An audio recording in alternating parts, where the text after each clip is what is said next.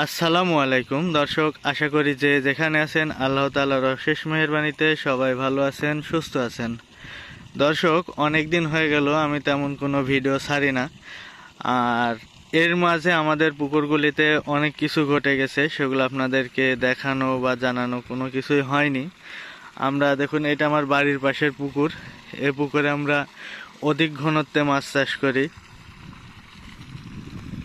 তো আমরা মাছ ছাড়ার সময় ঘনত্বে মাছ ছাড়ি, এর পরে মাছ আমরা আস্তে আস্তে কমাতে শুরু করি। তো আমাদের এখানে মাছ কমানো হয়ে গেছে। আমরা যে পরিমাণে মাছ ছাড়ছিলাম তার মধ্যে থেকে মাছ বিক্রি করে দিয়েছি, সেই ভিডিও আপনাদেরকে দেখানো হয়নি। কত পিস মাছ বিক্রি করলাম, কী দামে বিক্রি করলাম, সেই ভিডিওগুলো আপনাদেরকে দেখানো হয়নি। দেখুন, আমরা যেহেতু ঘনত্বে মাছ চাষ করে আমাদের মাছের অক্সিজেনের প্রয়োজন হয়। পুকুরে অক্সিজেন না দিলে আমাদের মাছ ভাসে। দেখুন, আমার এখানে পুশ ওয়েভ এয়ারেটর ছিল, ওইটা দেখুন এই যে এই পাশে রাখা আছে। এই যে 1 হর্সের একটা পুশ ওয়েভ এয়ারেটর ছিল, এটা এখন পুকুরের কর্নারে রাখা। এইখানে আমরা ডবল স্পিড একটা লাগাইছি। আমাদের এই 100% জল করে আমরা ডবল স্পিড এয়ারেটর লাগাই দিছি,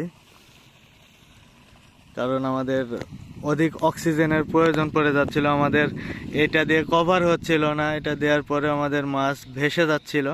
তারপর আমরা এটার পরিবর্তে ডবল স্পিড লাগাই দিছি। এখন আলহামদুলিল্লাহ মাছ ভাসতেছে না। তারপরেও মাছ যে ভাসে না, একেবারে বন্ধ হয়ে গেছে ভাসা তা না, হালকা পরিমাণে ভাসে।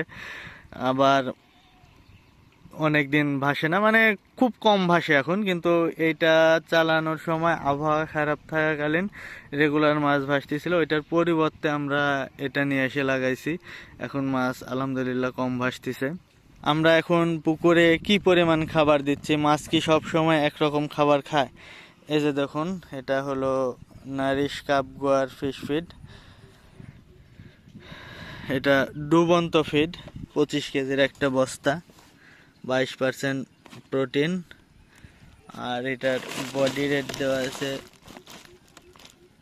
1521 টাকা, 25 কেজির বস্তা। আসলে দেখুন, মাছ যে সব সময় একরকম খায় তাও না।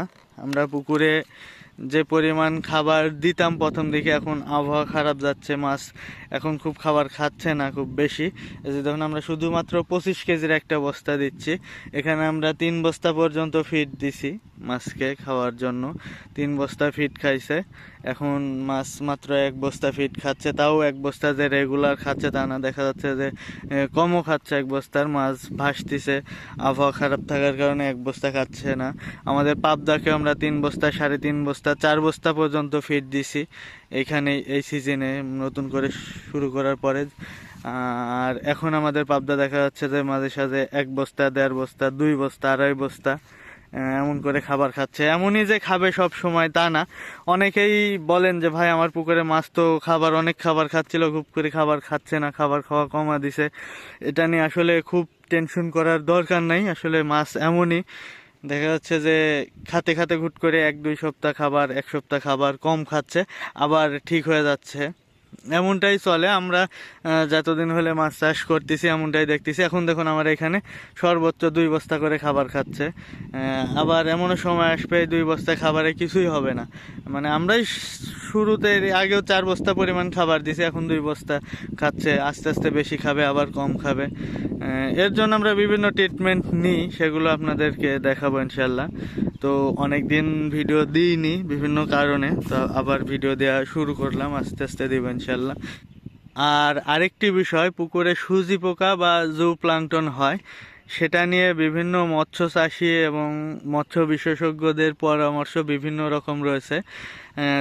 যেমন আমার মতামতের সাথে আরেকজনের মতামত মিলে না। যেমন আমি বলি সুজি পোকা মাছ চাষের জন্য অত্যন্ত ক্ষতিকর, সেটা মাছ চাষের জন্য ক্ষতি বয়ে আনে। কিন্তু অনেক যারা মৎস্য মানে মাছ চাষ সম্পর্কে পরামর্শ দেয়, তারাও বলে যে সুজি পোকা মাছ চাষের জন্য উপকারী, কিন্তু আমি বলি মাছ চাষের জন্য ক্ষতিকারী।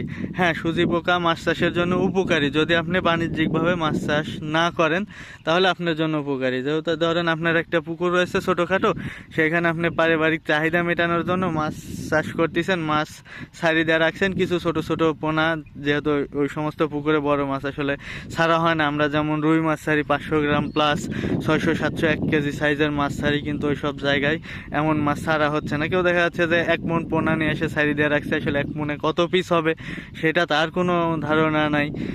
এমন মাছ ছাড়ে সেই সমস্ত পুকুরে আপনার জুপ্লাঙ্কটন বা সূজি পোকা উপকারী। কিন্তু আপনি যখন বাণিজ্যিকভাবে মাছ চাষ করবেন, মাছ চাষকে পেশা হিসাবে নেবেন যে আমি মাছ চাষ এটার মধ্যে আমি কর্ম করব, আমি বাণিজ্যিকভাবে মাছ চাষ করব, মাছ চাষ করে সফল হব, তখন যদি আপনি সূজি পোকাকে মাছের খাবার মনে করেন তাহলে আপনি কখনোই সফল হতে পারবেন না। এটা আমি চ্যালেঞ্জ করে বলতে পারি যে সূজি পোকাকে যদি আপনি বাণিজ্যিকভাবে মাছ চাষ করতে গিয়ে মাছের খাবার মনে করেন তাহলে আপনি কখনো সফল হতে পারবেন না, কারণ এটা মাছ চাষের জন্য ব্যাপক পরিমাণে ক্ষতি করে।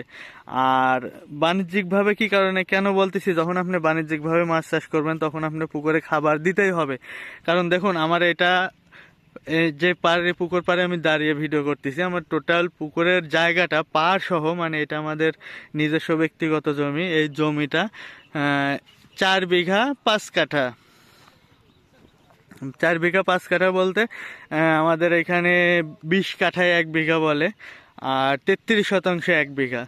অনেক দিকে দেখা যাচ্ছে যে 50, 52, 53%ও 1 বিঘা হয় বিভিন্ন অঞ্চলের। আসলে এটা বিভিন্ন হিসাব নিকাশ। আমাদের অঞ্চলে 33% বিঘা, আর কাঠায় বললে 20 কাঠায় 1 বিঘা। এটা আসলে আগে থেকে আমরা ছোট থেকে শুনে আসতেছি এভাবে। কাঠার হিসাবটা আসলে কি সেটা আমি সঠিক বলতে পারবো না, এই হিসাবটা আসলে শতকেই হয়। তো 33 শতকে 1 বিঘা, আর এখানে আমাদের 4 বিঘার সামান্য কিছু বেশি জমি আছে।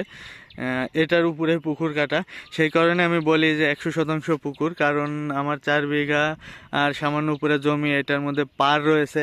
আসলে পার ভাঙতে ভাঙতে কিছু কমে গেছে, কিন্তু জমি যে এখন যতটুকু পানি আছে, এমনিতেই পানি আছে এভারেজে, এই পানিটুকু 100%-এর বেশি আছে। কিন্তু আমি যখন ধরি যে গভীরতা 10 ফিট, তখন কিন্তু 100% থাকে না, যেহেতু এদিকে কিনারে কম আছে গভীরতা, মাঝখানে যা বেশি আছে। এভারেজ করতে যাই আমি 100% এবং 10 ফিট গভীরতা বলে 100% বলি। আসলে টোটাল পুকুরটা যদি মাপা হয় এখন, তাহলে 100%-এর বেশিই হবে। তো এটা বিষয় না, যেটা বলতে চাচ্ছি, এই ধরুন আমার এই 100% জল করে এই পুকুরটাই, মানে 100% বাদ দিয়ে আমি 4 বিঘা এই পুকুরটা যদি আমি এখন লিজ দিতে চাই আমার এলাকায়, আমি যদি বলি যে আমি বছরে মানে বছরের টাকা বছরে নিব, মানে একটা বছরের টাকা একটা বছরে নেব। আসলে আমাদের এলাকায় হয় কি, যে আমি একটা পুকুর 4 বছর 5 বছরের মনে লিজ দিচ্ছি, 4 বছর 5 বছরের টাকা একবারে নিয়ে নেওয়া হয়। তো সেই সমস্ত পুকুরগুলি একটু কম দামে মানে লিজ দেওয়া হয়। আর যদি আমি এটা বলি যে আমি এখন লিজ দিলাম, আমি বছরের টাকা বছরে নেবো, মানে প্রতি বছর শুরুতে আমাকে টাকা দিবেন, দিয়ে আপনি পুকুর চাষ শুরু করবেন, আবার বছর শেষে আমি যদি আপনাকে আবার দিই, তারপরের বছর আবার দিবেন, এভাবে যদি দিই তখন দামটা বেশি হয়। তো দেখুন, এই 4 বিঘা পুকুর যদি আমি বলি যে আমি বছরের টাকা বছরে নিব, তাহলে আমার এইখানে 2.5 লাখ টাকার উপরে দাম আসবে প্রতি বছরে, শুধু লিজ। আমি এখানে চাষও করব না, কিছু করব না, আমি পুকুরটা একজনকে দিয়ে দেব, সে কি চাষ করবে এখানে তার ব্যক্তিগত ব্যাপার। সে আমাকে প্রতি বছরে 2.5 লক্ষ টাকার উপরে দেবে। এমনকি আমার এই পুকুরটা দেখা যাচ্ছে যে আমার এই যে সামনেই রাস্তা, মেন রোড বলতে গ্রামের মধ্যে যে রোডগুলো হয় আসলে পাকা রাস্তা, অল্প কিছুক্ষণে এই পজিশনের পুকুরগুলি পাওয়া আসলে খুব একটু ভাগ্যসাধ্য যারা পুকুর পায় তাদের জন্য। আর দেখুন, এই যে বিলের মধ্যে আরও নিচে পুকুর আছে, সেই সমস্ত পুকুরগুলিও একটু মানে রাস্তা পজিশন ছাড়া দূরে হয়, মাছগুলো বয়ানে পরিবহন করা একটু ঝামেলা, সেজন্য সেই সমস্ত পুকুরগুলি প্রতিযোগী কম হয়। আর এই পুকুর যদি আমি লিজ রাখতে চাই, আমার এই পুকুরে প্রতিযোগিতা বেড়ে যাবে। দেখা যাচ্ছে কেউ 2.5 লাখ বলতেছে, কেউ বলছে আমি 2,60,000 টাকা দেবো, এভাবে আসলে দাম বেড়ে যাবে। তো ওটা বিষয় না, আমি বোঝাতে চাচ্ছি যে 2.5 লাখ টাকায় ধরুন, 2.5 লাখ টাকা সর্বনিম্ন আমি দিতে পারবো মানে লিজ দিলে। তো 2.5 লাখ টাকায় যদি আমার এখানে কেউ নেয় লিজ, সেখানে তার আমাকে যে 2.5 লক্ষ টাকা দিবে সেই টাকাটা উঠাইতে হবে। এখানে মাছ ছেড়ে মাছের যে খরচ আছে, মাছের মাছের ছাড়া, মাছের খাবার, অন্যান্য খরচ দিয়ে সেই খরচটা উঠাইতে হবে। এবং আমাকে যে পুকুর নেওয়ার জন্য 2.5 লক্ষ টাকা দিল সেইটা উঠাইতে হবে, তারপরে তার লাভ করতে হবে।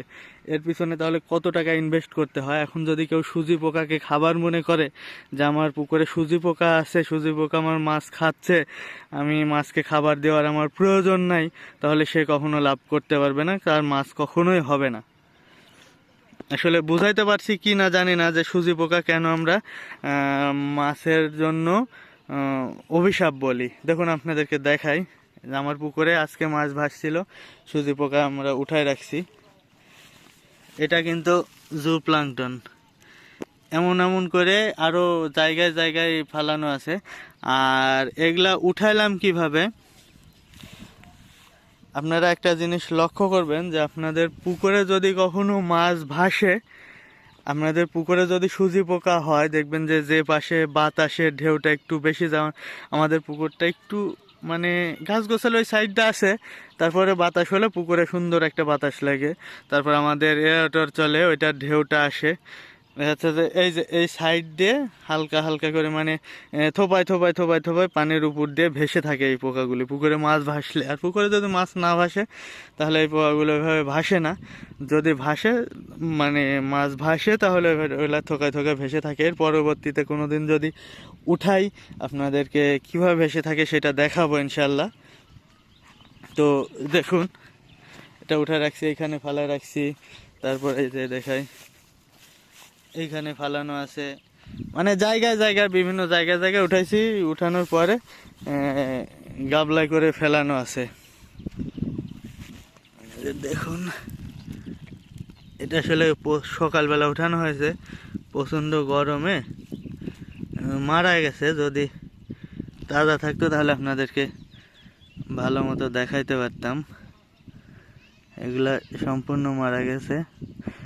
আর এটাতে প্রচুর পরিমাণে পুষ্টি থাকে, মাছ যদি খায় মাছের বৃদ্ধিও প্রচুর পরিমাণ হয়। এটা মানে এর মধ্যে প্রোটিন মান সব কিছুই প্রচুর পরিমাণে থাকে। কিন্তু এই পোকাটা মাছের জন্য ক্ষতি করে, কারণ পুকুরে যখন মাছ ভাসে, মাছ যখন ভাসে দেখবেন মাছ ভেসে এভাবে পানি টানে। আর এই সুজি পোকাগুলো হয় কি পুকুরে ভেসে থাকে, যখন মাছও ভাসে সুজি পোকাও ভাসে। মাছটা যখন এসে এভাবে পানি টানে ওই পোকাগুলি মাছের মুখের মধ্যে ঢুকে যাওয়ার পরে হয় কি মাছের শ্বাসকষ্ট বেড়ে যাওয়ার পরে মাছ আপনার পুকুরে যে পরিমাণ মাছ মরে তার চেয়ে বেশি মরা শুরু হয়ে যায় মাছ। এবং সুজি পোকা পুকুরে যখন বেশি হয়ে যায় তখন অটোমেটিক আপনার মাছ ভাসা শুরু হয়ে যায়। আর সুজি পোকা আমাদের পুকুরে মাছ খায় না, কারণ কি আমরা পুকুরে খাবার দিই, আমরা যে কৃত্রিম খাবার দিই, কৃত্রিম খাবারে আমরা বিশ্বাসী। আমাদের কৃত্রিম খাবারই মাছ ঠিক মতো খায় না, সুজি পোকা কখন খাবে? সুজি পোকা এভাবে খায় না, আমাদের পুকুরে প্রচুর পরিমাণে বেড়ে যায়, তখন আমাদের পুকুরে দেখা যাচ্ছে যে পানির পরিবেশও নষ্ট হয়ে যায়, পুকুরে মাছও ভেসে যায়। তো সুজি পোকা উপকারী এবং সুজি পোকা ক্ষতিকর।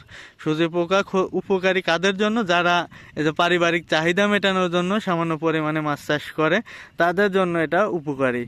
আর যারা বাণিজ্যিকভাবে চাষ করতে চায়, ব্যবসায়িকভাবে সফল হতে চায়, তাদের জন্য এটা অত্যন্ত ক্ষতিকর।